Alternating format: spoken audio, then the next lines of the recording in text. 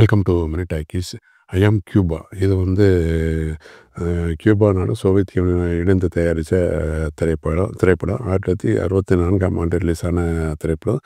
இந்த படத்துடைய டைரக்டர் வந்து ஏற்கனவே வந்துட்டு இந்த கிரேன்ஸ் ஆர் ஃப்ளையிங் அப்படின்னு அந்த படத்தை பார்த்துட்டு ரொம்ப வந்து எனக்கு பிடிச்சிருந்துச்சி. அதனால தான் அவருடைய இயக்கத்தில் என்னென்ன படம் இருக்குன்னு சர்ச் பண்ணும்போது இந்த படம் வந்துட்டு அவருடைய மாஸ்டர் பீஸ்ன்னு சொல்லி தெரிஞ்சுக்கிட்டு பார்க்க ஆரம்பித்தேன்.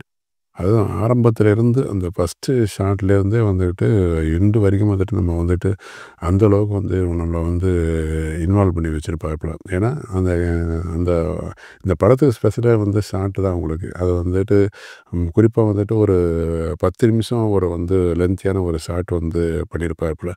அதை வந்துட்டு டைரக்டர் ராம்கோபால் வர்மா வந்துட்டு 2001ஆம் ஆண்டு அவருடைய சமூக வலைத்தளத்தை வந்து பதிவிட்டிருந்தார். அது எப்படி தான் அந்த காலத்தில் வந்து இப்படி எடுத்தாங்களோ அப்படின்னு சொல்லி ஆச்சரியப்பட்டு எழுதியிருந்தார். அதே மாதிரி நம்ம பார்க்கும்போது அந்த ஃபீல் வந்து உருவாகும். அது என்னென்னா ஒரு போராளிக்குழு தலைவன் வந்துக்கிட்டு அந்த அமெரிக்க நாட்டு இராணுவத்தால் வந்து சுட்டு கொல்லப்படுவான். அப்போ வந்து அவனுடைய இறுதி உலக நடக்கிற அந்த காட்சியை தான் அந்த அளவுக்கு வந்துட்டு ஒரு அழுத்தமாக பதிவு பண்ணியிருப்பாங்க. அந்த படம் ரிலீஸ் ஆகும்போது வந்துட்டு பெருசாக கொண்டாடப்படலை.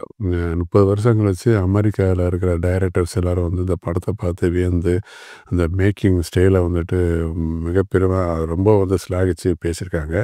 அதுக்கப்புறம் வந்து ரீஸ்டோர் பண்ணி தான் இந்த படத்தை மறுபடியும் வந்து பண்ணியிருக்காங்க, வெளியிட்டிருக்காங்க.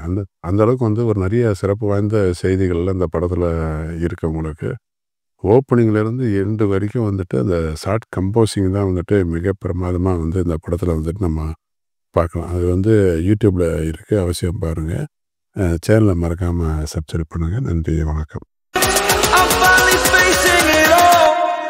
Fearless.